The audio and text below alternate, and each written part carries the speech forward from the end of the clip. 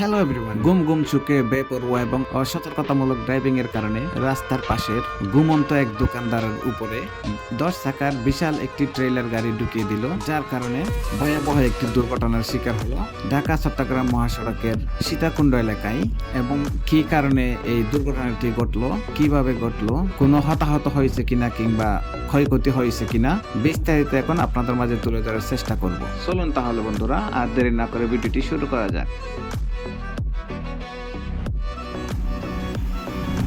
আসসালামু আলাইকুম।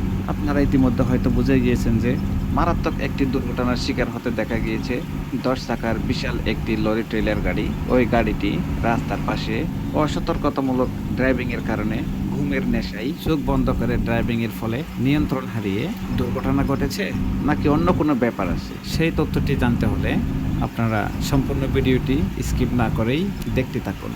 আপনারা দেখতে পাচ্ছেন আমরা রোমাঞ্চকর একটি ড্রাইভিং এর সাথে ছুটে চলেছি ভোরের এক স্নিগ্ধমাখা আলোয়, যেখানে আমাদের ড্রাইভার সাহেব কিন্তু খুব ভালোই ড্রাইভিং করতেছে।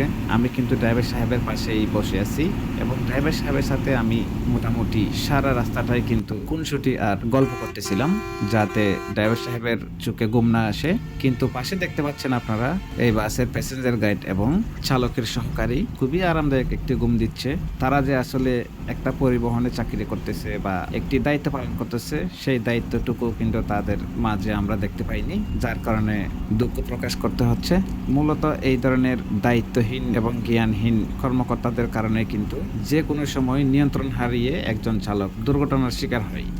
আমরা ইতিমধ্যে প্রায় সীতাকুণ্ড ক্রস করতে চলেছি। সত্যি কথা বলতে আমাদের ড্রাইভার সাহেবও কিন্তু একটু একটু জিমাইতে ছিল। সারা রাত ড্রাইভিং এর কারণে একটু জিমানি হতেই পারে, কিন্তু এদিকে ওনার ড্রাইভিং এর স্টাইলটাও কিন্তু কিছুক্ষণ বাদে বাদে থেমে থেমে যাচ্ছিল, যার কারণে বলেশ্বরের একটি অশোক লেল্যান্ডের বাসও আমাদের হিনু বাসকে ওভারটেক করে গেল।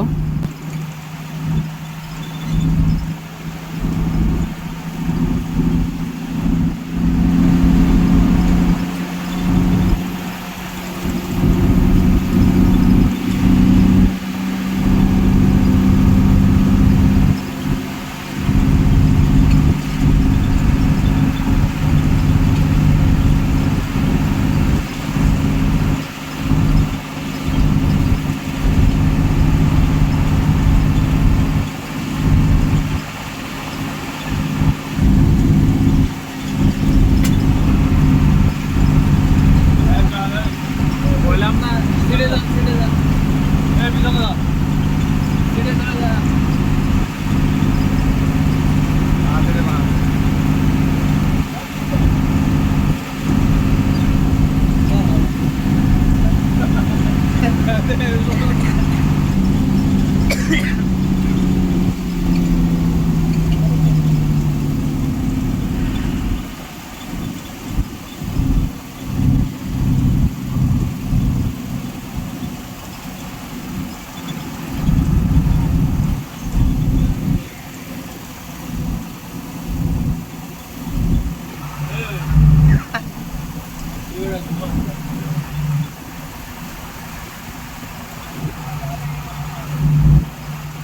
মোবাইলে কি করবো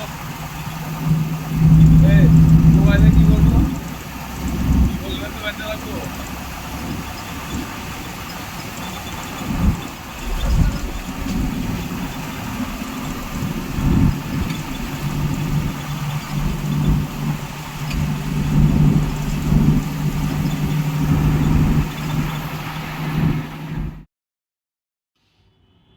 এটা আবার কিসের জ্যাম?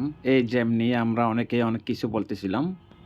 কেউ বলতেছিল যে রাজনৈতিক কারণে এটা ব্যারিকেড করে দেওয়া হয়েছে, যেহেতু লম্বা জ্যাম এবং বাম্পার টু বাম্পার ধরে সিরিয়ালে গাড়ি দেখা যাচ্ছে, সেই সাথে একটু একটু কিন্তু অগ্রসর হচ্ছে। আবার অনেক সময় অনেকক্ষণ দাঁড়িয়ে থাকার কারণে অনেকে অনেক কিছু বলতেছিল যে আসলে কোনো দুর্ঘটনা হয়েছে কিনা।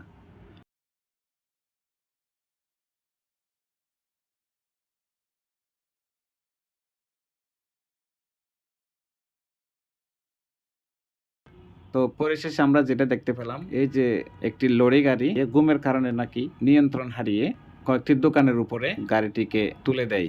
ওই দোকানদার এবং লরি ড্রাইভার নাকি গুরুতর আহত হয়েছে। সেই খবরটি জেনেছিল আমাদের সুপারভাইজার সাহেব ওইখানে দাঁড়িয়ে থাকা লোকজনের কাছ থেকে। তাছাড়া আপনারা দেখতে পাচ্ছেন যে ফায়ার সার্ভিসের লোকজন, সাথে অ্যাম্বুলেন্সের গাড়ি এবং এক্সকাভেটর যে শক্তিশালী গাড়িটি আছে, এগুলো দেখলেই আসলে বোঝা যায় যে এখানে মারাত্মক একটি দুর্ঘটনা ঘটেছে। তো আমরা এখানে একটু দাঁড়িয়ে থাকতে চেষ্টা করতেছিলাম, কিন্তু ওইখানকার প্রশাসন আমাদেরকে দাঁড়াতে দেয়নি। যেহেতু পিছনে অনেক জ্যাম লেগে আছে, তার কারণে হয়তো আমাদেরকে দাঁড়াতে দিচ্ছে না। তেমন বেশি কিছু ইনফরমেশন আমরা কালেক্ট করতে পারিনি, তবে ওইখানে দাঁড়িয়ে থাকা একজন ভদ্রলোকের কাছে আসলে সত্যিটা জানতে পারলাম। মূলত এটাই ছিল আজকের এই দুর্ঘটনার মূল কারণ। তো বন্ধুরা, আজ এই পর্যন্তই। আসসালামু আলাইকুম রহমতুল্লাহ।